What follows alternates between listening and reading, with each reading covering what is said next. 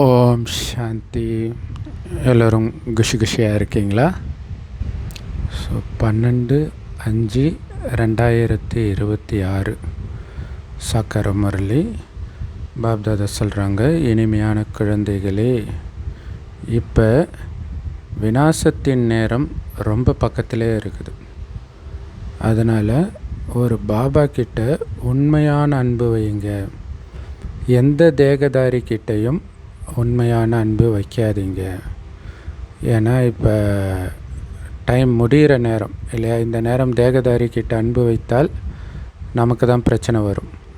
So அதனால தான் பாபா சொல்கிறாரு, தேகதாரிகள் கிட்ட அன்பு வைக்காதீங்க, பாபா கிட்ட உண்மையான அன்பு வைங்க அப்படின்னு பாபா சொல்கிறாரு. ஏன்னா இப்போ அழிய போகுது இல்லையா? தேகதாரிகள் மேலே அன்பு வச்சா என்ன ஆகும்? தேகதாரிகள் அழியும்போது உங்களுக்கும் துக்கம் வரும். அந்த துக்கத்துலேருந்து காப்பாற்றுறதுக்கு தானே பாபா வராரு. ஸோ அதனால தான் தேகதாரி கிட்ட அன்பு வைக்காதீங்க அப்படின்னு சொல்கிறார். ஸோ எந்த குழந்தைங்களுடைய உண்மையான அன்பு ஒரு பாபா கிட்ட மட்டும் இருக்குதோ அந்த குழந்தையுடைய அடையாளம் என்னவாக இருக்கும் தெரியுமா?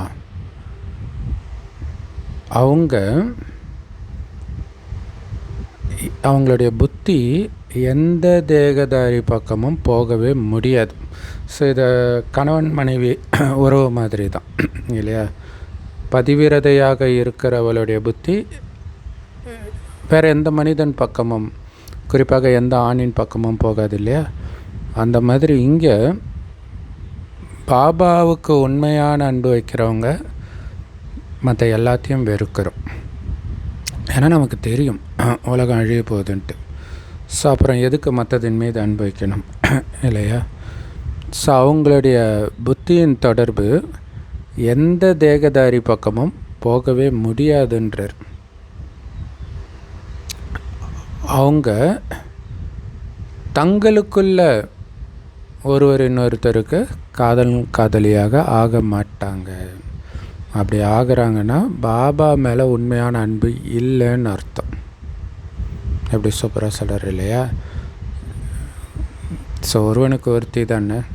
அந்த ஒருவனுக்கு ஒருத்தின்றது கடவுளோடு வைக்கக்கூடிய உறவு. இது தான் அப்படியே தொடர்ந்து 5000 வருஷம் பாதுகாக்குது. ஸோ கடைசி நேரத்தில் தான் அது வேறு மாதிரி மாறுது. ஸோ யாருக்கு உண்மையான அன்பு இருக்குதோ அவங்க எப்போவுமே வெற்றியாளர்களாகத்தான் இருப்பாங்க இல்லையா? பாபா தவிர வேறு எங்கேயுமே புத்தி போகலைன்னா எப்படி மாயக்கிட்ட தோப்பாங்க? ஸோ வெற்றியாளர் ஆகிறதுனா என்ன தெரியுமா? சத்தியுகத்துடைய மகாராஜா மகாராணி ஆகிறதுன்னு அர்த்தம் இல்லை? இங்கே மாயக்கிட்ட ஒரு அடியிலையும் ஜெயிக்க அங்கே பதவி ஏறிக்கிட்டே இருக்குதுன்னு புரிஞ்சுக்கணும். அதில் கவனம் கொடுக்கணும். எலெக்ஷனில் இந்த கலியுகத்திலே எந்த அளவுக்கு பிரச்சனை வருதோ அதை பக்காவாக எதிர்கொள்ள அவங்களுடைய வெற்றி வாய்ப்பு அதிகரிச்சுட்டே இருக்குது இல்லையா? அதே மாதிரி தான் இங்கேயும் வருகிற பிரச்சனைகளை பாபாவின் நினைவிலிருந்து வெற்றி கொண்டீங்கன்னா சத்தியுகத்தின் மகாராஜா மகாராணி ஆகிறீங்க. இங்கே வெற்றி கொள்வது என்னது? பிரச்சனையின் ஆழத்துக்கு போகாமல் உங்களுடைய சம்பூர்ணத்தன்மையை அதில் நிலைச்சிருக்கணும். ஸோ அதான் நேற்று முரளி ஃபுல்லாக இல்லையா? சண்டே முரளி. ஸோ பாபா சொல்கிறாரு, அன்பான புத்தி இருக்கிறவங்க எப்போவுமே பாபா கிட்ட உண்மையாக தான் இருப்பாங்க இல்லையா? அந்த அன்புன்றதே உண்மையாக இருக்கிறத வச்சு தான் இல்லையா? ஒரு மனைவி நான் அவன் மேலே அன்பாக இருக்கிறேன், எவ்வளோ அன்பு வச்சுருக்கிறேன் தெரியுமான்னு சொல்லிட்டு நிறைய ஆண்களோட தொடர்பில் இருந்தால் அதை எப்படி அன்புன்னு ஏற்றுக்க முடியும்? ஸோ அதே மாதிரி தான் பாபா கிட்ட அன்பு இருக்குதுன்னா பாபா கிட்ட உண்மையாக இருப்பாங்க. அப்படின்னு என்ன அர்த்தம்? பாபா தவிர வேறு யாரையுமே நினைக்க மாட்டாங்க. கொஞ்சம் கூட பாபா கிட்ட இருந்து எதையுமே மறைக்க முடியாது அவங்களாலன்றார். அதான் அன்பு. எல்லாத்தையும் அப்படியே கொட்டிடுவாங்க. ஸோ தினம் அமிர்த வேளை எழுந்து அன்பாக பாபாவை நினைவு செய்வாங்க இல்லையா? அது எப்படா வரும் அந்த தனிமை இல்லையா? காதலன் காதலி தனிமையாக பேசுவாங்களே ஃபோனில், அந்த மாதிரி பாபா கூட பேசுகிற நேரம் அது. ஸோ அன்பாக பாபா சொன்னதெல்லாம் நினச்சி பார்த்து அதை நினைக்க அந்த சந்தோஷம் வரும். அமிர்த வேலை மட்டும் இல்லை, நாள் முழுவதும் மெயினாக அமிர்த வேலை. ஏன்னா அதிகாலையில் தான் நல்லா இருக்கும் மைண்டு. ஈஸியாக கனெக்ட் ஆகும் பாபாவோட அமிர்த வேலையில். ததிக்ஷி முனிவரை போல் சேவையில் தன்னுடைய எலும்பையும் கொடுப்பாங்க. இல்லை, எலும்புத்தேயே சேவை செய்வாங்க. அவ்வளோ ஈடுபாடு இருக்கும் சேவையில். எதை பற்றியும் பொருட்படுத்த மாட்டாங்க. ஸோ அவங்களுடைய புத்தி உலகியல் விஷயங்களில் அலையவே முடியாதுன்றார். உலகியல் விஷயத்தின் பக்கமே அவங்களுடைய புத்தி போகாதுன்றார். ஸோ இப்படி இருக்கக்கூடிய குழந்தைங்க தான் பாபா மேலே உண்மையான அன்பு வச்சுருக்கிறாங்க அப்படின்னு சொல்ல முடியும். அவங்களுடைய அடையாளம், உண்மையான அன்பு கொண்ட பிரியதர்ஷினியாக இருக்கக்கூடிய குழந்தைங்களுடைய அடையாளம் இது. எந்த தேகதாரி பக்கமும் புத்தி போகாது. தங்களுக்குள்ள காதலி ஆக மாட்டாங்க. ஒவ்வொரு அடியிலும் மாயா மீது வெற்றி அடைவாங்க. அதன் மூலம் சத்தியுகத்தின் மகாராஜா மகாராணி ஆவாங்க. இங்கே மாயை ஜெயிக்கிறீங்கன்னா அங்கே மகாராஜா ஆகிறேன்னு புரிஞ்சுக்கணும். ஸோ பாபா கிட்ட எதையும் மறைக்காமல் உண்மையாக இருப்பாங்க. அமிர்த வேலையிலே அன்பாக பாபாவை நினைப்பாங்க. அவர் கொடுத்த ஞானத்தை சிந்தனை பண்ணுவாங்க. ததிக்ஷி முனிவர் போல் எலும்புத்தேயே சேவை செய்வாங்க. புத்தி வேறு உலகில் விஷயம் பக்கமே போகாது, அலையவே முடியாதுன்றார். அந்த மாதிரி குழந்தை தான் பாபா மேலே உண்மையான அன்பு வச்சிருக்கின்றார். பாடல்: அவர் எங்களை விட்டு பிரிய போவதில்லை. இல்லையா, உன்னை கைவிடுவதும் இல்லை, உன்னை விட்டு விலகுவதும் இல்லை அப்படின்னு பைபிளில் கூட இதே விஷயம் வெளிப்பட்டு இருக்கும். இல்லை, உங்கள் கூடவே இருந்து உங்களை கூடவே அழைச்சிட்டு போவன்றது பாபா நமக்கு கொடுத்துருக்கிற கேரண்டி. ஓம் சாந்தி. பிரம்மாவுடைய வாய்வழி வம்சாவளியினர் பிராமணக்குல பூஷணர்கள் இந்த உறுதிமொழி கொடுக்குறாங்க. ஏன்னா அவங்களுடைய அன்பு ஒரு தந்தையோட மட்டும் இணைஞ்சிருக்குது. பாபா உங்களை விட்டு நாங்கள் பிரியவே மாட்டோம், பாபாவும் எங்களை விட்டு பிரிய மாட்டார், நாங்களும் பாபா விட்டு பிரிய மாட்டோம் அப்படின்னா பிராமண குலத்தின் அலங்கார விளக்குகளாக இருக்கக்கூடிய பாபா குழந்தைங்க தான் இந்த உறுதிமொழி கொடுக்குறாங்க. ஏன்னா பாபா குழந்தைங்கனால என்ன அர்த்தம்? அவங்களுடைய அன்பு பாபா கிட்ட மட்டும் இருக்குதுன்னு அர்த்தம். நேற்று சொன்னார் இல்லையா, குழந்தைங்களுக்கு பிறந்த உடனே முதல்ல அப்பா அம்மா மேலே தான் அன்பு இருக்கும். அதுக்கப்புறம் தான் கொஞ்சம் கொஞ்சமாக சிதறும். அப்படி சிதறாமல், அதனால தான் குழந்தை பருவத்தை மறக்காதீங்கன்றார். அப்போ பாபாவோட மட்டும் புத்தி இப்போ இணைஞ்சு இருக்கணும். இது விநாசத்தின் நேரம் அப்படின்னு நமக்கு தெரியும். விநாசம் கண்டிப்பாக நடந்தே தீரும். விநாச காலத்தில் யாருக்கு பாபா கிட்ட அன்பு இருக்குதோ அவங்க தான் வெற்றி அடைவாங்க. இல்லை, விநாசத்துக்கு அப்புறம் ஒரு பெரிய ராஜ்யமே வரப்போகுது. ஸோ அந்த ராஜ்யத்துக்காக தான் இந்த விநாசம். அப்போ இந்த விநாச காலத்தில் யார் ஆடாமல் அசையாமல் இருக்கிறாங்களோ அவங்க தான் வெற்றி அடைகிறாங்க. அது எப்போ சத்தியம்?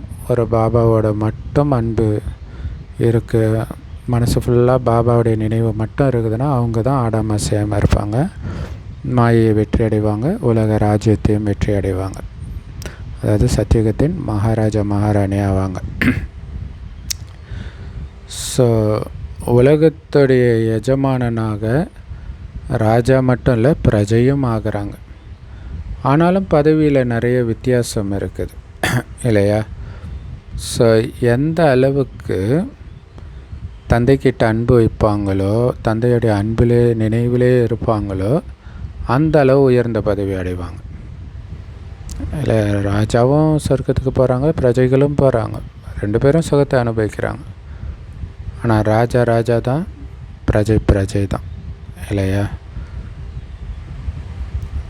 பாபாவுடைய நினைவின் மூலமாக தான் உங்களுடைய பாவக்கர்மங்களுடைய சுமை சாம்பலாகுன்றார்.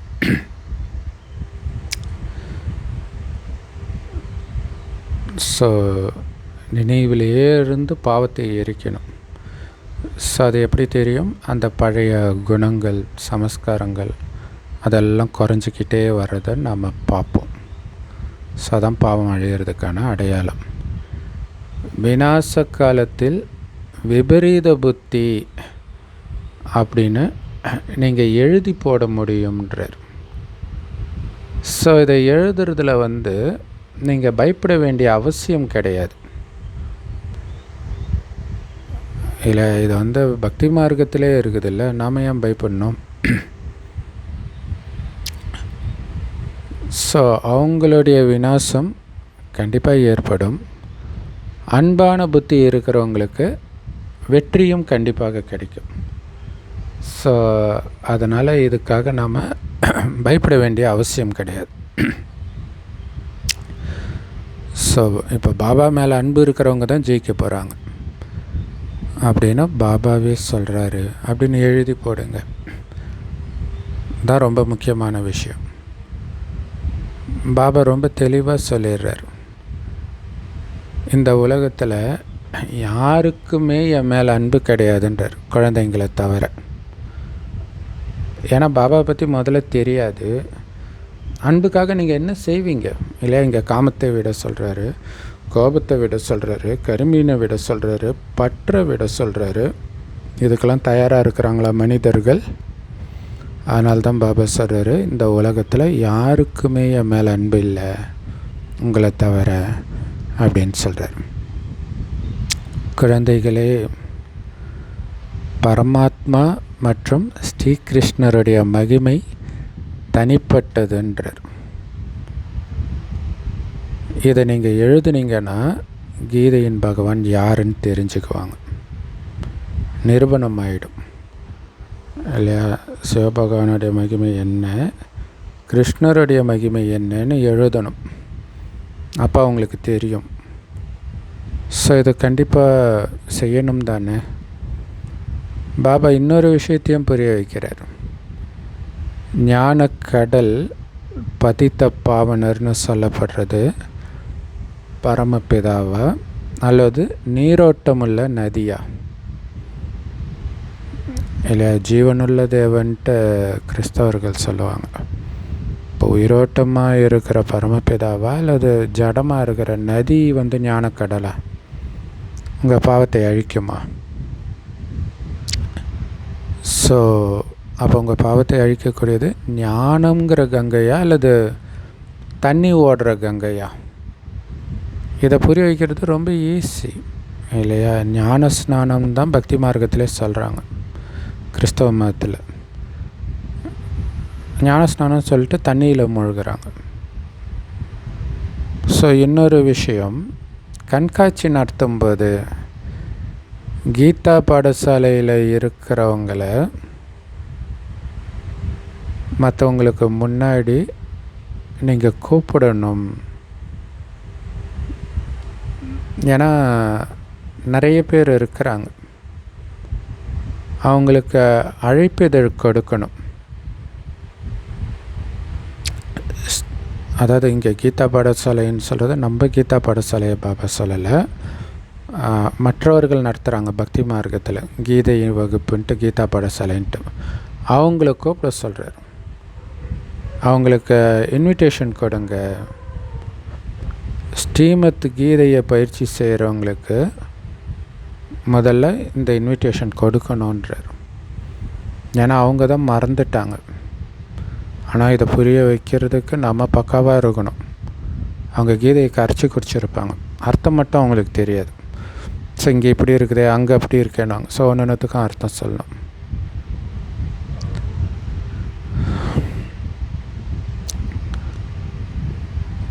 ஸோ அவங்களுக்கே தெரியாது.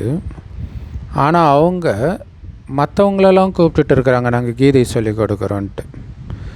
ஸோ அவங்கள கூப்பிட்டு சொல்லுங்கள், ஞானத்தை கொடுத்துட்டு இப்போ நீங்களே முடிவெடுங்க. பிறகு நீங்கள் என்ன புரிஞ்சுக்கிட்டீங்களோ அதன்படி செய்யுங்க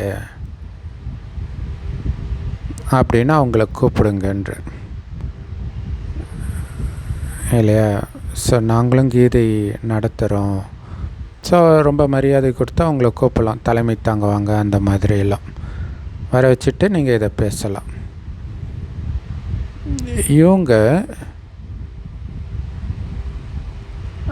கீதை சம்மந்தப்பட்டவர்களை கூப்பிடுறாங்க. ஒருவேளை கீதை குறித்து தான் இவங்க பிரச்சாரம் பண்ண போகிறாங்க போல இருக்குன்னு மனிதர்களும் புரிஞ்சுக்குவாங்க. ஏன்னா கீதையின் மூலமாக தான் சொர்க்கம் ஸ்தாபனை ஆச்சு. அதனால தான் கீதைக்கு அவ்வளோ மகிமை. ஆனால் அது உண்மையில் பக்தி மார்க்கத்தின் கீதையின் மூலமாக சொர்க்கம் ஸ்தாபனை ஆகலை இல்லை. பாபா சொல்கிற இந்த கீதையின் மூலமாக தான் சொர்க்கம் ஸ்தாபனை ஆகுது. நான் உங்களுக்கு சத்தியத்தைத்தான் சொல்கிறேன் அப்படின்னு பாபா சத்தியம் பண்ணுறார். மனிதர்கள் அந்த கீதைக்கு தவறான அர்த்தத்தை சொல்லிகிட்டு இருக்கிறாங்க. ஸோ அது எல்லா மதத்துக்குமே பொருந்தும். யாருமே உண்மையை சொல்கிறது கிடையாது. நான் தான் உண்மையை சொல்கிறேன். பரமாத்மாவை எங்கும் நிறைந்தவர்னு சொல்கிறாங்களே, அது உண்மையா? அவர் ஒன்றும் எங்கும் நிறைந்தவர் கிடையாது. ஸோ பாபா சொல்கிறார், இவங்க எல்லோரும் விநாசத்தை அடைவார்கள். ஒவ்வொரு கல்பத்திலும் இவங்க விநாசத்தை அடைவார்கள். ஸோ எங்கும் நிறைந்தவர்னால் எப்படி கடவுளை நினைக்க முடியும்? ஸோ அப்போ அவங்க அழிவுக்கான பாதையை தேடிக்கிறாங்க.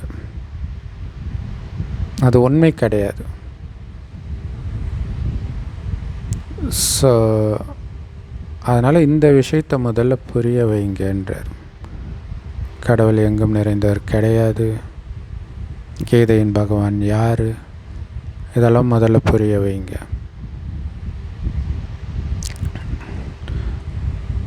ஸோ ஐரோப்பியர்களுக்கும் யாதவர்களுக்கும் இந்த விநாச காலத்தில் விபரீத புத்தி இருக்கும். உலகத்தை அழிச்சாவது நான் பெரிய ஆளுன்னு நிரூபிக்க போகிறாங்க. அழித்த பிறகு யாருக்கு நிரூபிக்க போகிறாங்க? ஸோ அதுதான் கடவுள் மேலே அன்பில்லாத புத்தி இப்படி முட்டாள்தனமாக வேலை செய்யுது, தன்னைத்தானே அழிச்சிக்குது. நல்லா ஏற்பாடு பண்ணுறாங்க விநாசத்துக்காக. ஆனால் கல்புத்தியுடையவர்கள் இதனால் எல்லாருக்கும் தானே அழிவுன்றதை புரிஞ்சிக்கிறது கிடையாது. நீங்கள் கூட இதுக்கு முன்னாடி கல்புத்தியுடையவர்களாகத்தான் இருந்தீங்க. இப்போ தங்க புத்தியுடையவராக ஆகணும் இல்லை. இப்போ அந்த ஈரான் இஸ்ரேல் அந்த போரில் ஒருத்தர் இவங்கள சப்போர்ட் பண்ணுறாங்க, அவங்கள சப்போர்ட் பண்ணுறாங்க. யார் என்ன பண்ணாலும் பாதிப்பு நமக்கு தான்ன்றது யாருக்கும் தெரியல. ஸோ அப்போ கல்புத்தி தானே. ஸோ இப்போ நீங்கள் தங்க புத்தியுடையவராக ஆகணும். ஸோ இது நடந்தே தீரும்னு நமக்கும் தெரியும். ஸோ நம்மளுடைய ராஜ்யம் சொர்க்கம், அதை பற்றிய சிந்தனையிலே இருக்கணும். ஸோ தங்க புத்தியுடையவராக இருந்த நீங்கள் தான் இப்போ கல்புத்தி உடையவராக ஆகி இருக்கிறீங்க. எப்படி ஆனீங்க? இது பெரிய ஆச்சரியம் இல்லையா? நாராயணனாக இருந்தவர் இப்படி எப்படி ஆனார் இல்லையா? கிருஷ்ணருடைய மகனே ரொம்ப மோசமானவனாக ஆனதாகத்தான் நாங்கள் சொல்லப்பட்டிருக்கோம். இப்போ இது ஒரு ஆச்சரியம் தானே. தந்தை ஞானம் நிரம்பியவர், இரக்கம் மிக்கவர் அப்படின்னு சொல்லப்படுறார். மற்றபடி யார் தனக்கே நன்மை செஞ்சிக்க முடியலையோ தெரியலையோ அவங்க எப்படிங்க மற்றவங்களுக்கு நன்மை செய்ய முடியும் இல்லையா? தனக்கே நன்மை செய்யாதவர்கள் மற்றவர்களுக்கு எப்படி நன்மை செய்ய முடியும்? நீங்கள் அந்த குருமார்கள்னு தேடி போகிறீங்களே. ஸோ அப்போ ஞானத்தை தாரணை செய்யாதவர்கள் பதவி கூட அப்படி தான் அடைவாங்கன்ற அதன் அடிப்படையில் தான் அடைவாங்க. ஞானம் நல்ல தாரணையானால் உயர்ந்த பதவி, இல்லாட்டினா தாழ்ந்த பதவி சொர்க்கத்தில். ஸோ சேவை செய்கிறவங்க தான் உயர்ந்த பதவி அடைவாங்க. அவங்க மேலே தான் பாபாவுக்கும் அன்பு இருக்கும் இல்லையா? சேவை செய்கிற குழந்தைங்க கூட எப்போவுமே நான் இருப்பேன்றார். அதனால் எதுக்கு பயப்படணும்னு கேட்குறார். ஸோ குழந்தைங்க வரிசைக்கிரமமான முயற்சியின்படி இருக்கிறாங்க. ஒரு சிலர் நாம் தந்தை மேலே அன்பு செலுத்தலைன்னா பதவியும் கிடைக்காது அப்படிங்கிறத புரிஞ்சிக்கிறது கிடையாது.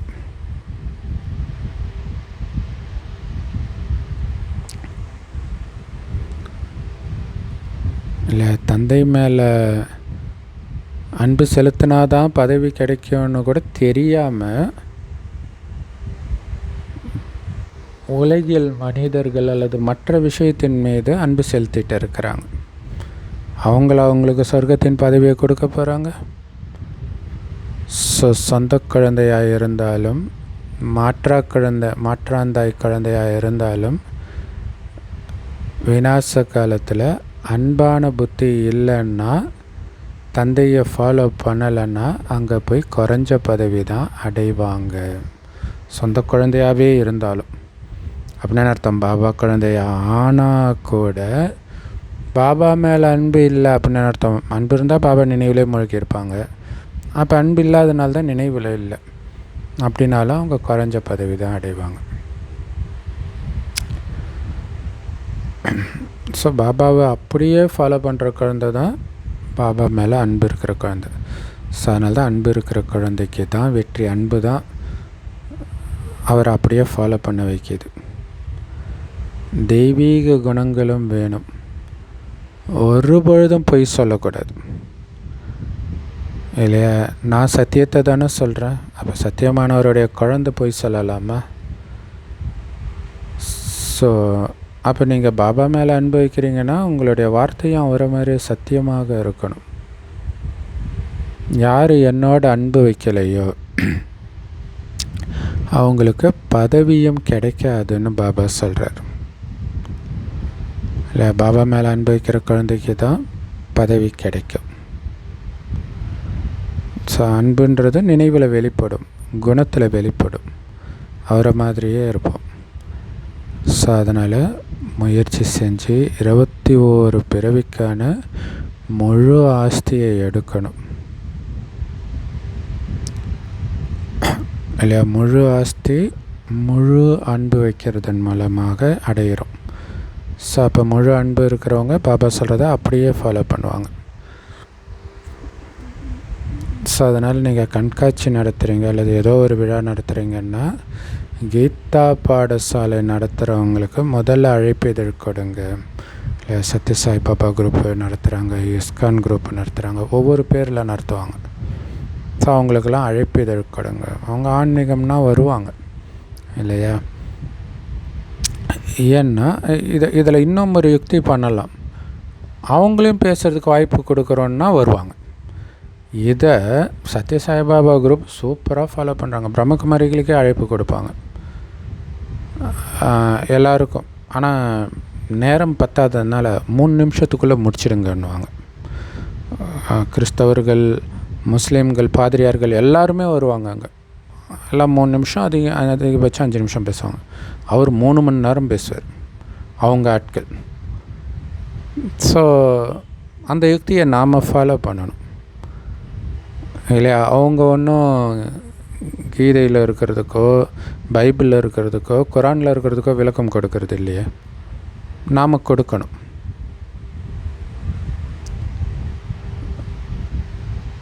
ஸோ அவங்க பக்தர்கள். இப்போ பக்தர்களுக்கு ஞானம் கொடுக்கணும் தானே. அவங்க கீதா பாடசாலை நடத்தினா பக்தர்கள் தான். அவங்களுக்கு ஒன்றும் ஞானம் தெரியாது. ஸோ கண்டிப்பாக கீதையை படிக்கிறவங்க கிருஷ்ணரை தான் நினைவு செய்வாங்க. ஆனாலும் எதையும் அவங்க புரிஞ்சிக்கிறது கிடையாது. கிருஷ்ணர் குழல் இசைத்தார், பிறகு ராதா எங்கே போனாங்க? சரஸ்வதிக்கு வீணையை கொடுத்துட்டாங்க, கிருஷ்ணருக்கு புல்லாங்குழலை கொடுத்துட்டாங்க. எங்களை அல்லாஹ் பெற்றெடுத்தார் அப்படின்னு மனிதர்கள் சொல்கிறாங்க. ஆனால் அல்லாவை தெரிஞ்சிக்கவே இல்லையே. ஸோ இது எல்லாமே பாரதத்துடைய விஷயம்தான். பாரதத்தில் தான் தேவதைகளுடைய ராஜ்யம் இருந்தது இல்லையா? ஸோ கடவுளுக்கு பிறந்தவர்கள் எங்கே இருக்கிறாங்க? பாரதத்தில் தான் இருந்தாங்க. அவங்க தான் தேவதைகளாக மாறினாங்க. அவங்களுடைய ராஜ்யமும் பாரதத்தில் தான் இருந்துச்சு. அவங்களுடைய சித்திரத்தை தான் கோயிலில் பூஜை பண்ணுறாங்க. மற்ற ராஜாக்களுடைய சிலைகளை வெளியில் வச்சுடுவாங்க, மூல பிரகாரத்தில் வைக்க மாட்டாங்க. இல்லை, சில கோயில்களாக ராஜாவுடைய சிலையாக இருக்கும், அது வெளியில் இருக்கும். ஆக்சுவலாக தஞ்சாவூர் அந்த கோயிலை கட்டினது ராஜராஜ சோழன்வாங்க. ஆனால் ராஜராஜ சோழன் வந்து கோயிலுக்குள்ளேயே இருக்காது, அது வெளியில் எங்கேயோ ஒரு இடத்துல இருக்கும் சின்னதாக. ஸோ அது மேலே வந்து பறவைகள்லாம் உட்காந்து அசிங்கப்படுத்திக்கிட்டே இருக்கும். ஆனால் லக்ஷ்மி நாராயணன் சிலை, ராதாகிருஷ்ணர் சிலையெல்லாம் எவ்வளோ முதல் தரமான இடத்துல உட்கார வைக்கிறாங்க. அவங்கள தான் மகாராஜா மகாராணின்னு சொல்கிறோம். கிங் அப்படிங்கிறது வந்து இங்கிலீஷ் வார்த்தை. ஸோ எவ்வளோ லட்சக்கணக்கான கோடிக்கணக்கான ரூபாய் செலவு பண்ணி கோயிலை கட்டுறாங்க. ஏன்னா அந்த அளவுக்கு அந்த மகாராஜா தூய்மையாக இருந்தாங்க. ராஜாராணி மாதிரி பிரஜைகளும் பூஜைக்குரியவர்களாக இருந்தாங்க. நீங்களே பூஜைக்குரியவர்களாக இருந்தீங்க, பிறகு பூஜாரிகளாக ஆகிறீங்க. ஸோ கோடிக்கணக்கான ரூபாய் செலவு பண்ணி அந்த கோயிலை கட்டுறதுக்கு முக்கியமான காரணம் என்ன தெரியுமா? அவங்க அந்த அளவுக்கு தூய்மையாக இருந்தாங்க. மகாராஜா மகாராணி பிரஜைகள் கூட தூய்மையாக தான் இருந்தாங்க. அதனால் பிரஜைகள் கூட பூஜைக்குரியவர்கள் தான். ஸோ நீங்களே பூஜைக்குரியவர்களாக இருந்து பிறகு பூஜாரியாகவும் நீங்கள் தான் ஆகிறீங்கன்னு பாபா நம்மள சொல்கிறார். ஆனால் மனிதர்கள் ஏதோ கடவுள் தான் பூஜைக்குரியவராகவும் பிறகு பூஜாரியாகவும் ஆனதாக தப்பாக புரிஞ்சுக்கிறாங்க. ஸோ அதனால் முதல் விஷயமே தந்தையை நினைவு செய்யுங்கன்றது தான். ஏன்னா தந்தையை நினைவு செய்கிற பயிற்சி மூலமாக தான் தாரணை ஏற்படும். அந்த ஒருத்தர்கிட்ட மட்டும் அன்பு இல்லைன்னா பிறகு தானாகவே மற்றவர்கள் மேலே அன்பு வந்துடும் இல்லையா? ஸோ எப்படி இருக்கணும்? அவர்கிட்ட மட்டும்தான் அன்பு இருக்கணும். அப்படி இல்லைன்னா தானாகவே மற்றவங்க மேலே புத்தி போயிடும் இல்லையா? ஸோ மனைவி இறந்த உடனே டக்குன்னு இன்னொரு துணையை தேடுறான்னா அது காரணம் வந்து கடவுள்கிட்ட அன்பு இல்லைன்றது தான். ஜென்ரலாக பெண்களுக்கு பக்தி அதிகமாக இருக்கும் இல்லையா? ஸோ பக்தி அதிகமாக இருக்கிறதுனால அவங்க இன்னொரு மனிதனை தேட மாட்டாங்க. ஸோ அதனால தான் பாபா சொல்கிறாரு, அந்த ஒருத்தர்கிட்ட மட்டும் அன்பு இல்லைன்னா மற்றவங்க மேலே தானாக அன்பு போயிடும். அதனால் அந்த அன்பே எப்போ வரும்? நினைக்க நினைக்கத்தான் வரும். பாபா நினைக்க நினைக்க அன்பு வரும். அன்பு வர வர பிறகு யாரையும் நினைக்க மாட்டீங்க. சில குழந்தைங்க தங்களுக்குள்ளே அவ்வளோ அன்பு செலுத்திக்கிறாங்களாம். பாபா மேலே கூட அவ்வளோ அன்பு இருக்கிறது இல்லையா? அவ்வளோ அன்பு லவ் பண்ணுறாங்க. அதை சொல்கிறார்.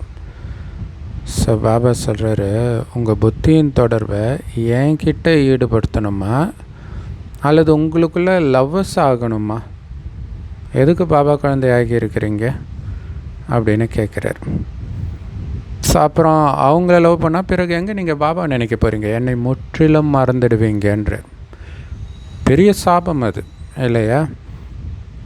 ஸோ அதனால் ரொம்ப எச்சரிக்கையாக இருக்கணும். நீங்கள் புத்தியின் தொடர்பை என்னோட மட்டும்தான் இணைக்கணும். இதில் தான் முயற்சி தேவைப்படுது. ஸோ அதனால தான் தூய்மையாக இருந்தால் தான் இந்த ஞானம் தாரணையே ஆகுன்றார். புத்தி வேறு எங்கேயாவது இருந்ததுன்னா இந்த ஞானம் தாரணை ஆகாது. ஸோ இதில் வந்து முயற்சி தேவைப்படுது, புத்தி விடுபடுறதே கிடையாது.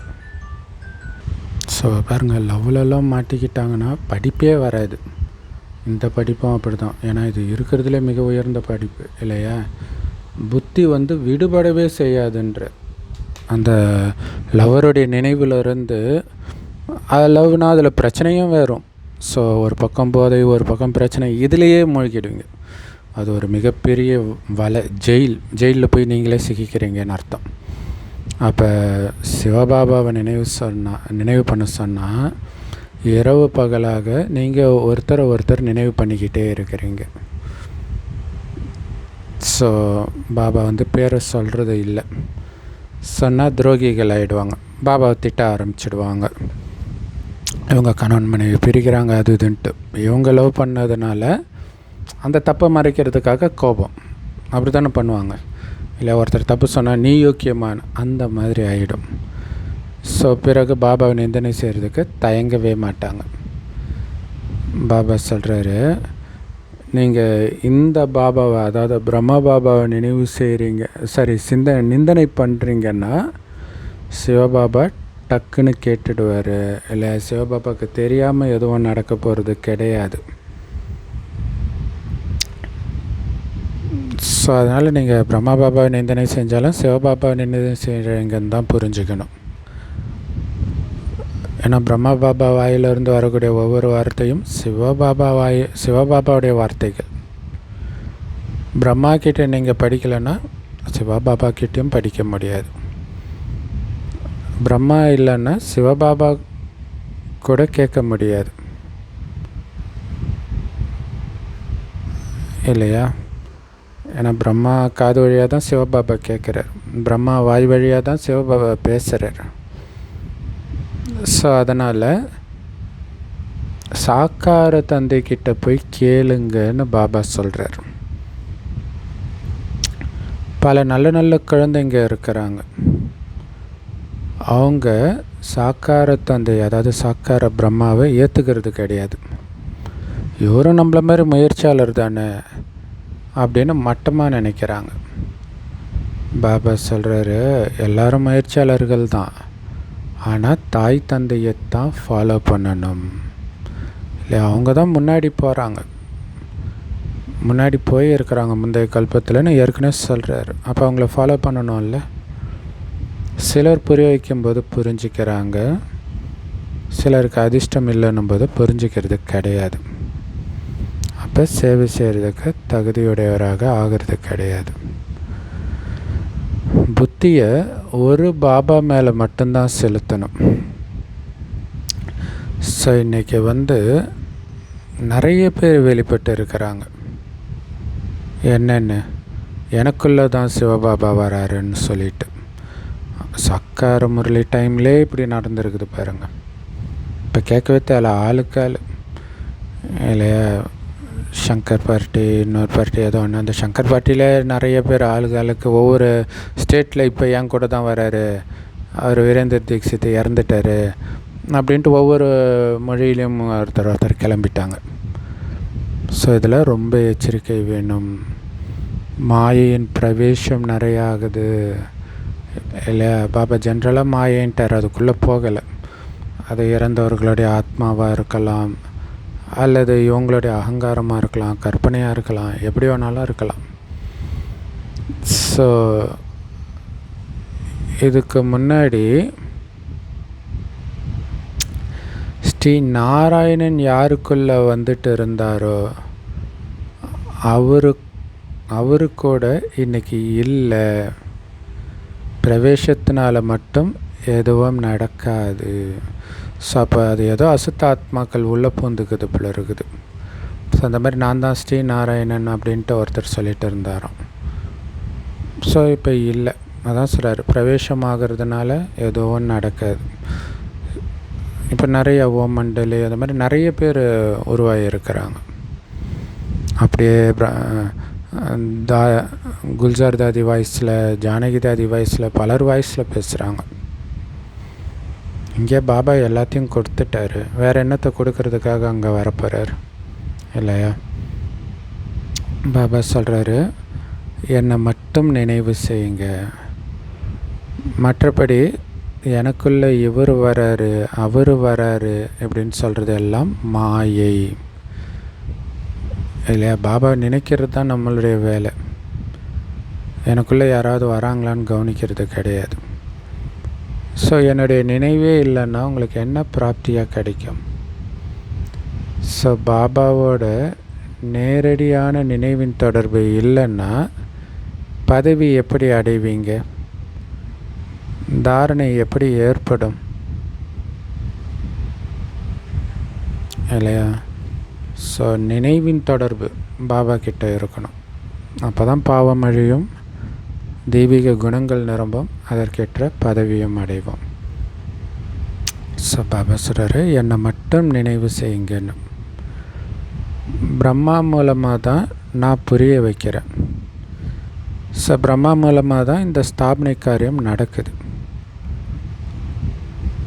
ஸோ அதனால் பிரம்மாவை அலட்சியப்படுத்தக்கூடாது இல்லையா? பாபாவுடைய ஞானமே அவர் வாய் வழியாக தான் கிடைக்கிது. திருமூர்த்தியும் கண்டிப்பாக தேவை. சிலர் பிரம்மாவுடைய படத்தை பார்த்து குழம்பிடுறாங்க. சிலர் கிருஷ்ணருக்கு 84 பிறவியா அப்படின்னு அதை பார்த்தும் குழம்பிடுறாங்க. படத்தை கீழ்ச்சி கூட போட்டுறாங்க. இது என்ன முட்டாள்தனமாக இருக்குது? அவர் போய் கீழான நிலை அடைஞ்சாருன்றீங்க, கிருஷ்ண பரமாத்மாவை போய் இப்படியெல்லாம் வேறு நினைப்பாங்க கோபத்தில். அட, இந்த படத்தை உருவாக்குனது கடவுள், தந்தை உருவாக்கி இருக்கிறார், நாங்கள் உருவாக்கலை. இதை தந்தை தான் குழந்தைங்களுக்கு புரிய வைக்கிறார். ஸோ அதனால் தந்தையை மட்டும் நினைவு செஞ்சுட்டு இருக்கணும், இதை ஒருபோதும் மறக்காதீங்கன்றார். ஸோ பந்தனத்தில் இருக்கிறவங்க கூட தவிக்கக்கூடாது. வீட்டில் உட்கார்ந்தபடியே தந்தையை நினைவு செஞ்சுக்கிட்டே இருங்க. நினைக்கத்தானே போகிறீங்க, எங்கேருந்து வேணாலும் நினைக்கலாம் இல்லையா? ஆக்சுவலாக பந்தனத்தில் இருக்கிறவங்களுக்கு சென்டரில் இருக்கிறவங்களோட, மதுபனில் இருக்கிறவங்களோட உயர்ந்த பதவிகள் கிடைக்கிறதுக்கு வாய்ப்பு இருக்குது. யார் சென்டருக்கே போக விடாமல், மதுபனுக்கே போக விடாமல் தடுக்கிறாங்க இல்லையா? அந்த மாதிரி பந்தனத்தில் இருக்கிறவங்க சென்டரில் இருக்கிறவங்களோட, மதுபனில் இருக்கிறவங்களோட அதிக பதவி அடையிறதுக்கான வாய்ப்பு இருக்குதுன்று. ஏன்னா அவங்களுக்கு அதை நினச்சி இயங்குவாங்க இல்லையா பாபாவை. அப்போ அதெல்லாம் நினைவு உணர்வோடு நினைக்கும்போது அதோடைய பவர் அதிகம். சும்மா மெக்கானிக்கலாக அறிவுபூர்வமாக மட்டும் நினைக்கிறதுக்கு ஒப்பிடும்போது அந்த அன்பாக நினைக்கிறதுக்கு தான் பவர் அதிகன்றார். அதிலும் குறிப்பாக பெண்களுக்கு இயல்பாகவே அது வரும் இல்லையா? ரொம்ப எமோஷனாக ஆவாங்க. ஸோ அதனால தான் பெண்கள் நிறைய பதவி அடைகிறாங்க. ஸோ குழந்தைகளாகிய உங்களுக்கு அந்த ஒரே ஒரு ஞான கடல் தான் இந்த ஞானத்தை கொடுக்குறார். ஏன்னா அந்த ஒரு தந்தையை தவிர ஆன்மீக ஞானம் வேறு யாருக்கிட்டையுமே கிடையாது கொடுக்கறதுக்கு. அந்த ஒரு பரமபிதா பரமாத்மா தான் ஞான கடல். அவரைத்தான் விடுவிப்பவர்னு சொல்கிறோம். ஸோ இதில் பயப்படக்கூடிய விஷயம் என்ன இருக்குது? தந்தை குழந்தைங்களுக்கு புரிய வைக்கிறார், குழந்தைங்க மற்றவங்களுக்கு புரிய வைக்கணும். இதுக்கு எதுக்கு பயப்படணும்? என்னை நினைவு செஞ்சிங்கன்னா சத்கதி அடைவீங்கன்னு தந்தை சொல்கிறார். நாம் ஒன்றும் நம்மளை நினைக்க சொல்லலை, பாபாவை நினைக்க சொல்கிறோம். பாபா ஜோதியாக இருக்கிறாருன்றது எல்லா மதத்துலேயுமே இருக்குது. சத்தியுகத்தில் ராமராஜ்யம் இருக்கும், கலியுகத்தில் எப்படி இருக்கும்? ராமராஜ்யன்றது ஒரே ராஜ்யம், அது சத்தியுகத்தில் தான் இருக்கும். ராவணராஜ்யன்றது 10 தலை மாதிரி ஆளுக்கு ஒரு நாட்டாமை இல்லையா? பல பிரிவினைகள்.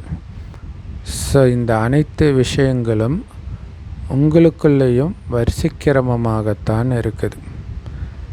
சிலருடைய புத்தியில் இது நல்ல தாரணை ஆகுது, சிலருக்கு தாரணை ஆகிறது கிடையாது.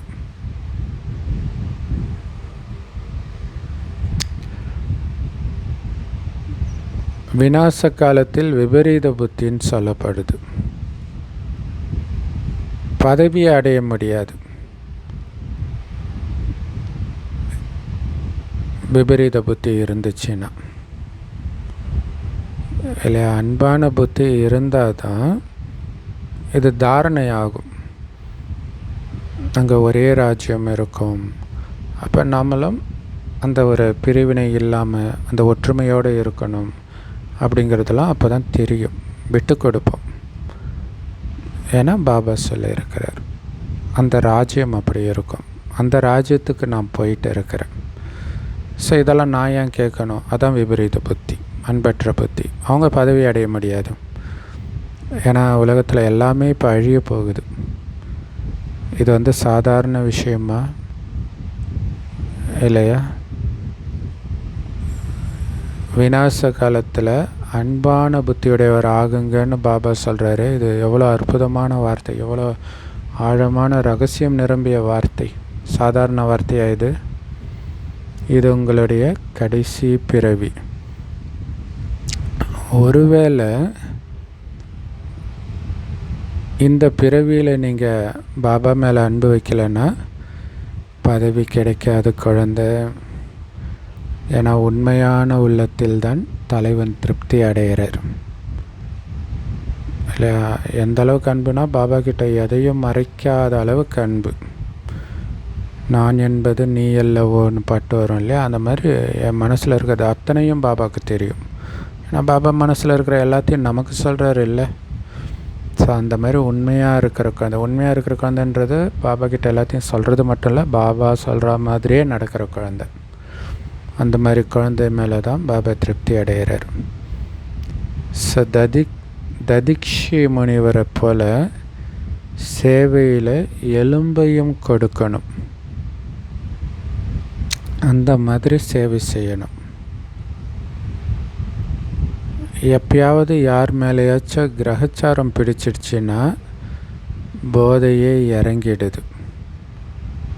பிறகு பலவிதமான புயல்கள் வந்தபடி இருக்கும்.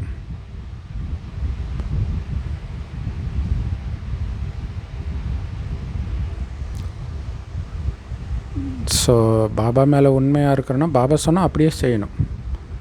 அதான் எலும்பு தேய சேவை செய்கிறது. ஐயோ இது முடியுமா, இது பண்ணால் எனக்கு உடம்பு ஒத்துக்காது, அதை பற்றிலாம் கவலைப்படாமல் உடம்பையும் பார்த்துக்கணும். பட் யுக்தியாக சேவைக்கும் நேரத்தை ஒதுக்கணும். ஆனால் சிலருக்கு கிரகச்சாரம் பிடிச்சிடுது. அதாவது மற்றவங்க மேலே போதை வந்துடுது, அல்லது பாபா மேலே சந்தேகம் வந்துடுது. அப்போ பாபாவுடைய போதையெல்லாம் இறங்கிடுது. பிறகு அவங்களுக்கு பலவிதமான மாயின் புயல்கள் வந்துக்கிட்டே இருக்கும் இல்லையா? பாபாவுடைய போதை இல்லைன்னாலே மாயின் புயல் மாயின் போதை வந்துடும். ஸோ இதுக்கு நம்ம லௌகீகத்தின் பக்கமே போயிடலாமே, இங்கே ஒன்றும் சந்தோஷமே கிடையாதுன்னு வாய் திறந்தே சொல்லிடுவாங்க. அப்போ பாபா நினைவின் போதை அது மனசுக்குள்ளே அசைப்போடலை, அனுபவி ஆகலை. சண்டே முரளியில் சொன்ன மாதிரி அதுதான் பிரச்சனை. ஸோ பாருங்கள், கலியுகத்தில் சந்தோஷப்படுத்துறதுக்கு நாடகம் இருக்குது, சினிமா இருக்குது அப்படின்னு யாரெல்லாம் இந்த மாதிரி விஷயத்தில் ஓடி போயிடுறாங்களோ அவங்க இங்கே நிலைக்க முடியாது இல்லை? நாடகம் பார்க்குறது, சினிமா பார்க்குறது, நாவல் படிக்கிறது இதெல்லாம் விடலைன்னா இங்கே நிலைக்க முடியாதுன்றார். அந்த போதை பிடிச்சி இழுத்துடும், ரொம்ப கஷ்டம். ஸோ அதனால் முயற்சி செஞ்சு உயர்ந்த பதவியை அடைய முடியும். அந்த உயர்ந்த பதவியை அடைஞ்சிட்டு இருக்கிறன்ற அந்த குஷியில் இருக்கணும் இல்லை? ஒவ்வொரு முயற்சியும் ஒவ்வொரு விகாரத்தின் மீது வெற்றி அடைகிறதும் உங்களுக்கு உயர்ந்த பதவியை சேமிச்சிட்டு இருக்குதுன்ற குஷி இருக்கணும். ஸோ பிரம்மா பாபா அவருடைய அனுபவத்தை சொல்கிறார். அதிகாலையில் எழுந்து பாபா நினைவில் உட்காரலன்னா மகிழ்ச்சியே இருக்க மாட்டேங்குதுன்றார். சரி, படுத்துக்கிட்டே பாபாவை நினைக்கலான்னு பார்த்தீங்கன்னா அப்பப்போ கொட்டாவி வந்துடும்.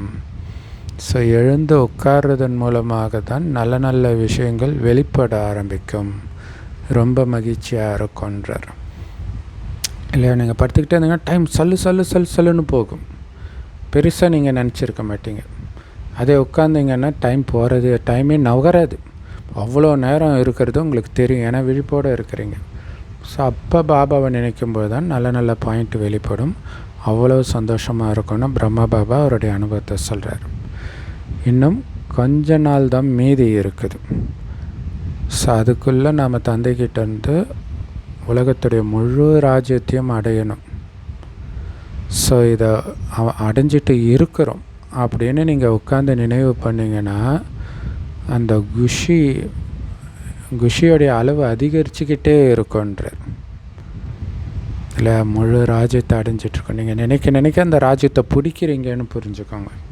இல்லை ஒவ்வொரு நாடும் ஒவ்வொரு நாட்டை பிடிக்கும்போது அவங்களுக்கு ஒரு போதை வருது இல்லையா, அந்த மாதிரி பதவியை பிடிச்சிக்கிட்டே இருக்கிறோம். ஸோ அதிகாலையில் இந்த சிந்தனை நடந்துச்சுன்னா முழு நாளும் அந்த குஷி இருக்கும் இல்லையா. காலையில் அழுதால் காலம் ஃபுல்லாக அழ வேண்டியதுதான்னுவாங்க. அதுமாதிரி காலையிலே நீங்கள் ஆனந்தமாக இருந்தீங்கன்னா முழு நாளும் ஆனந்தமாக இருப்பீங்கன்றார். ஒருவேளை உங்களுக்கு காலைல எழுந்திரிச்சோடனே குஷி இல்லைன்னா பாபா மேலே அன்பான புத்தி இல்லைன்னு அர்த்தம். ஸோ அன்பு இல்லாதனால பாபாவுடைய நினைவு வரல, பாபா சொன்னது நினைவு வரல. அப்போ எப்படி குஷி இருக்கும்? அப்போ தூக்கம்தான் வரும் இல்லையா. அமிர்த வேலை சூப்பரான டைம், தனிமையாக இருக்கும். ஆக விகாரிகள்லாம் தூங்கிட்டு இருப்பாங்க. ஸோ அந்த தனிமை நல்லா இருக்கும் அமிர்த வேலை. ஸோ அதனால் அந்த நேரம் எந்த அளவுக்கு நீங்கள் தந்தையை நினைவு செய்கிறீங்களோ அந்த அளவுக்கு குஷியின் அளவு அதிகரிச்சுக்கிட்டே இருக்கும்ன்றார். ஆனால் இந்த படிப்பில் நிறைய பேருக்கு கிரகச்சாரம் உட்காந்துக்குது. ஏன்னா தந்தையை மறக்கிறாங்க, அதான் பிரச்சனை. அதனால் கிரகச்சாரம் உட்காந்துக்குது. தந்தைக்கிட்ட ஆஸ்தி எடுக்கணும்னா எண்ணம் சொல் செயலால் சேவை செய்யணும். ஸோ தந்தையை நினைக்க நினைக்க உங்களுக்கு குஷி அதிகரிச்சுக்கிட்டே இருக்கும். தந்தையை நினைக்கலன்னா கிரகச்சாரம் தான் உட்காந்துக்கும். படிக்கிறதையே விட்டுருவீங்க. அதான் படிப்பில் கிரகச்சாரம் உட்காந்துக்குதுன்றார். ஏன்னா தந்தையை மறந்துடுறீங்க, சொல்லிக் கொடுக்குறது கடவுள்னு மறக்கிறீங்க. கடவுள் எனக்காக சொல்கிறாரு இன்னைய டெஸ்ட் பேப்பரை கடக்கிறதுக்கு, வெற்றி கொள்வதற்கு அப்படின்னு ஞாபகம் இருந்தால் முரளி மிஸ் பண்ணுவோமா? ஸோ பாபா கிட்ட முழு ஆஸ்தி எடுக்கணும் இல்லையா. அதனால் எண்ணத்தினாலேயும் வார்த்தையினாலேயும் செயலாலேயும் பாபா வெளிப்படுத்துகிற சேவை செஞ்சுக்கிட்டே இருக்கணும் இல்லையா. அனைத்து கர்மேந்திரங்களும் எப்பவும் சேவை செஞ்சுக்கிட்டே இருக்கணும், தயார் நிலையில் இருக்கணும். இந்த சேவையிலேயே இந்த கடைசி பிறவி காலத்தை நீங்கள் கழிக்கணும். என் கடன் பணி செய்து கிடப்பதேன்னு யாரோ சொன்னாங்க இல்லையா, அது நமக்கு தான் பொருந்தும். இந்த ஜென்மம் எடுத்ததே இந்த சேவையிலேயே மூழ்கி கிடக்கத்தான்.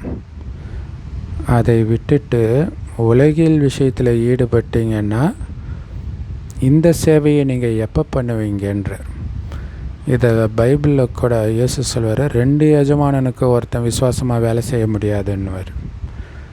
ஒருத்தருக்கு தான் வேலை செய்ய முடியும் இல்லையா. மாயாவுக்கும் விசுவாசமாக பாபாவுக்கும் விசுவாசமாக எப்படி இருக்க முடியும்?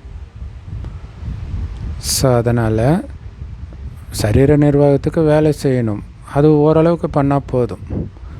மற்ற நேரம் ஃபுல்லாக இந்த சேவையில் பிஸியாக இருக்கணும். இல்லை எனக்கு அதுக்கே டைம் பத்தலைன்னு பண்ணிகிட்டே இருந்தீங்கன்னா இதை எப்போ பண்ணுவீங்க? அப்போ பல ஜென்மத்துக்கு ஏழையாக பிறந்துட்டு ஏன் தான் கடவுள் என்னை இப்படி படித்தாரோன்னு புலம்பிட்டு இருக்க போகிறீங்களா?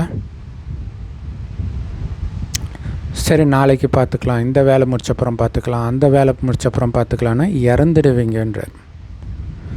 ஸோ சேவைக்கு மட்டும் இல்லை, நினைவுக்கும் அப்படித்தான். சேவை செஞ்சுட்டு நினைக்கலான்னு பார்த்தீங்கன்னா சேவை வந்துக்கிட்டே தான் இருக்கும், எப்போ நினைப்பீங்க? ஸோ இடையிடையில் பிரேக் எடுத்து 5 நிமிஷம் அப்படியே பாபா நினைக்கணும், ஒரு 1/2 மணி நேரத்துக்கு ஒரு தடவை.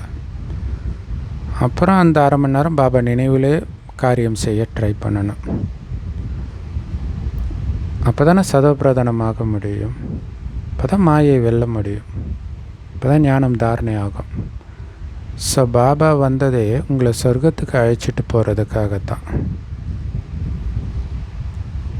இல்லையா. நோகாமல் சொர்க்க ராஜ்யமே கொடுக்குறார். ஆனால் இங்கே மனிதர்கள் ஒரு இடத்த பிடிக்கிறதுக்காக எவ்வளோ சண்டை போட்டு எத்தனை பேரை கொலை பண்ணுறாங்க, எத்தனை பேருக்கு துக்கம் கொடுக்குறாங்க. ஆனால் நாம் தான் உண்மையிலே கத்தியின்றி ரத்தமின்றி யாருக்கும் துக்கமும் கொடுக்காமல் உலக ராஜ்யத்தை அடையிறோம். அந்த ராஜ்யத்தில் எந்த விதமான சண்டையும் நடக்காது.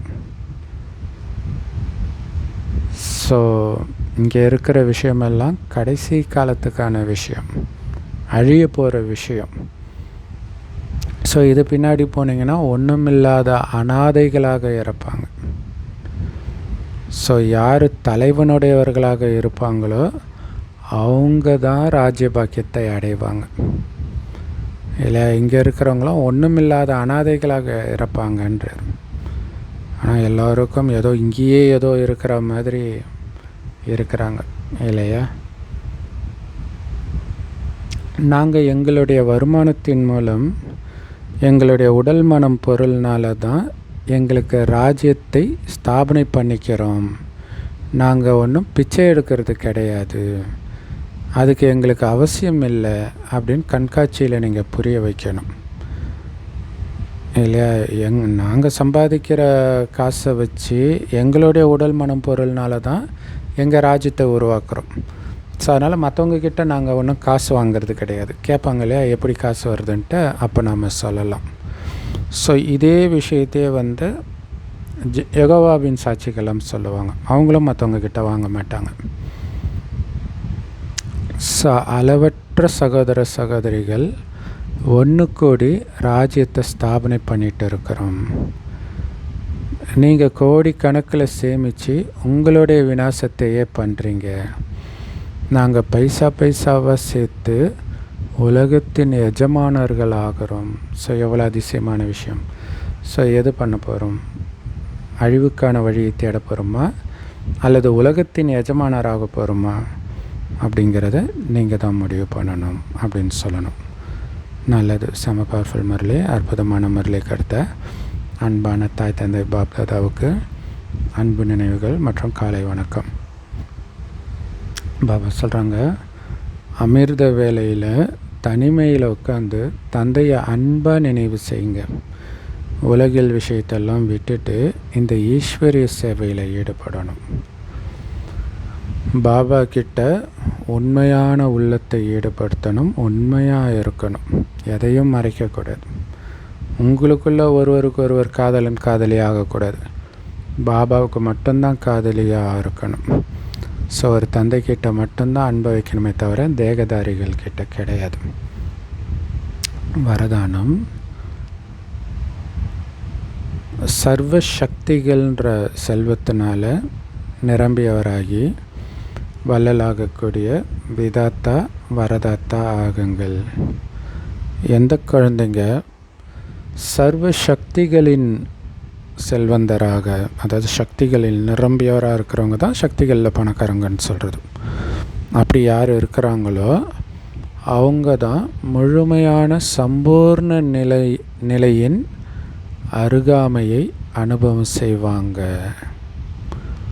இல்லையா? அனைத்து சக்திகளும் எப்போவுமே நிரம்பி இருக்குதுன்னா அதுதான் சம்பூர்ணத்தன்மை இல்லையா? அது பக்கத்தில் இருக்கிறத அவங்களால அனுபவம் செய்ய முடியும். ஸோ அவங்கக்கிட்ட பக்தர்களை மாதிரி இதை கொடு அதை கொடுன்னு கேட்குற சமஸ்காரம் இருக்காது. கடவுளை என்னை காப்பாற்று, இது பண்ண அது பண்ண இருக்காது. ஸோ தந்தையுடைய உதவி வேணும், ஆசீர்வாதம் வேணும், ஒத்துழைப்பு வேணும், சக்தி வேணும். இந்த மாதிரி வார்த்தைகள்லாம் விதியை உருவாக்கக்கூடிய குழந்தைங்களுக்கு அழகாக இருக்குதா? பிறருக்கு வரங்களை வாரி கொடுக்கக்கூடிய குழந்தைங்களுக்கு அழகாக இருக்குதா? இல்லை, நீங்கள் மற்றவர்களுக்கு கொடுக்கணும், நீங்கள் போய் கடவுள்கிட்ட எனக்கு ஆசீர்வாதம் கொடு, ஒத்துழைப்பு கொடு, சக்தி கொடுன்னு கேட்கலாமா? அது பக்தர்களின் வார்த்தை. ஸோ யார் சர்வ சக்திகளில் நிரம்பிய குழந்தைகளாக இருக்கிறாங்களோ அவங்க உலகத்தில் இருக்கக்கூடிய ஒவ்வொரு ஆத்மாவுக்கும் ஏதாவது ஒன்று தானமாக கொடுப்பாங்க. ஏன்னா நம்ம வள்ளலுடைய குழந்தைகள், வள்ளல் நாமம். ஸோ அதனால் கேட்குறதுக்கு செத்து போயிடலான்னு பாபா சொல்கிறார். அது பாபா கிட்ட கேட்குறதுக்கும் சேர்த்து தான். ஸ்லோகன், ஒவ்வொரு ஆத்மாவுக்கும் ஏதாவது ஒரு பலனை கொடுக்குற வார்த்தை தான் சத்தியமான வார்த்தை. அவங்க வாயிலிருந்து வீணான வார்த்தை வரக்கூடாது, பொய் வரக்கூடாது, சத்தியம்தான் வரணுன்னார் இல்லையா? அந்த சத்தியம் என்னன்னா, மற்றவர்களுக்கு பலனை கொடுக்கக்கூடிய வார்த்தை தான் சத்தியமான வார்த்தைன்றார் இல்லை? அவர்களுக்கு எந்த விதமான நன்மையும் செய்யாத எந்த வார்த்தையும் பொய்யான வார்த்தைன்ற. சூப்பர் இல்லையா? செம பவர்ஃபுல். அவ்யக்த இஷாரா. சதா ஆடாத அசையாத ஒரே சமநிலையின் ஸ்திதியை அனுபவம் செய்யுங்க. ஒருவர் உங்களை எவ்வளவுதான் அசைக்க முற்பட்டாலும் நீங்கள் உறுதியாக இருங்க. சூழ்நிலை உயர்ந்ததா தன்னிலை உயர்ந்ததா? சூழ்நிலை உங்களை சூறையாடலையே. கொஞ்சம் யோசிச்சு பாருங்க. இந்த சூழ்நிலை சக்தி வாய்ந்ததா அல்லது உங்களுடைய சுயநிலை சுயஸ்திதி சக்தி வாய்ந்ததா? இந்த நினைவுனால் நீங்கள் சக்திசாலி ஆகிடுவீங்கன்றார். தபஸ்வியான நீங்கள் ஒரே சீரான மனநிலையில் ஒருமுகத்தன்மையில் இருக்கிற மாதிரி அந்த ஹடயோகி முனிவர்கள் ஒத்த காலில் நிற்கிறாங்க. சீரான உங்கள் மனநிலை எங்கே, ஒற்றை காலில் நிற்கிற அவங்க நிலை எங்கே? எவ்வளோ பெரிய வித்தியாசம் இருக்குது. சூப்பர் இல்லையா? ஸோ அதனால் மற்றவர்கள் ஒரு சூழ்நிலையை உருவாக்குறாங்க உங்களை ஆட்டங்காண வைக்கிற மாதிரி. அப்போ பாபா சொல்கிறார், சூழ்நிலை உயர்ந்ததா உங்களுடைய சுயஸ்திதி உயர்ந்ததா? சுயஸ்திதி தானே உயர்ந்தது. சூழ்நிலை உங்களுடைய சுயஸ்திதியை சூறையாடிக்கிச்சா கேட்குறார். சக்தி வாய்ந்தது உங்களுடைய சுயஸ்திதி தானே இல்லை சூழ்நிலையா? ஸோ இந்த நினைவு இருந்தாலே நீங்கள் சக்திசாலி ஆகிடுவீங்கன்று. ஸோ நாம் ஒரே மனநிலையில் இருக்கிறதுடைய நினைவாக தான் ஹடயோகி ஒத்த காலில் நின்று தவம் பண்ணுறாங்க. அதை ஒரு பெரிய விஷயமாக பண்ணுறாங்க. ஒத்த காலில் நிற்கிறது பெரிய விஷயமா, ஒரே சீரான மனநிலையில் இருக்கிறது பெரிய விஷயமா? சூப்பர் இல்லையா? ஒத்த காலில் நிற்கிறது பெரிய விஷயம் கிடையாது. சின்ன வயசு இருக்குதோ உடம்பு கொஞ்சம் வலிமையாக இருக்குதுன்னா யார் வேணாலும் பண்ண முடியும். ஆனால் ஒரே சீரான மனநிலையில் இருக்க முடியுமா? சூப்பரானது. ஒரு சகோதரி ஜெயிலுக்கு போயிட்டு வந்திருக்கிறாங்க. ஸோ அவங்க சொல்கிறாங்க ஜெயிலுடைய அனுபவத்தை பற்றி. ஒரு அரசியல் சகோதரி அந்த ஜெயிலில் எப்படி தைரியமாக இருந்தீங்கன்னு கேட்கும்போது உங்களுக்கு வேறு ஆப்ஷனே கிடையாதுன்றாங்க. ஒன்று நீங்கள் தைரியமாக இருக்கணும், இல்லை பைத்தியம் பிடிச்சிடும், இல்லை செத்து போயிடுவீங்க அந்த ஒரு வலி வேதனையில். இப்போ தைரியம் தான் ஆகணும் அப்படின்னு சொல்கிறாங்க. ஸோ அவங்களுக்கே தைரியம் வேணும்னா நமக்கு எவ்வளோ இருக்கணும்? இல்லை இங்கே என்ன சூழ்நிலை வந்தாலும் மனம் அமைதியாக இருக்கும். என்னுடையவர் தான் பாபா தவிர யாருமே கிடையாது, இது மைண்டில் இருந்துக்கிட்டே இருக்கணும். அப்படி இருக்குதான்னு டெஸ்ட் பேப்பர் வர்றது தான் நம்மக்கிட்ட இருக்கிறதெல்லாம் அபகரிக்கப்படும், நமக்கு நிந்தனை செய்யப்படும் எல்லாமே. ஸோ செம powerful Murali. Love you Bap Dada. Thank you Bap Dada. குஷி குஷியாக இருங்க, குளிர்ச்சியாக இருங்க.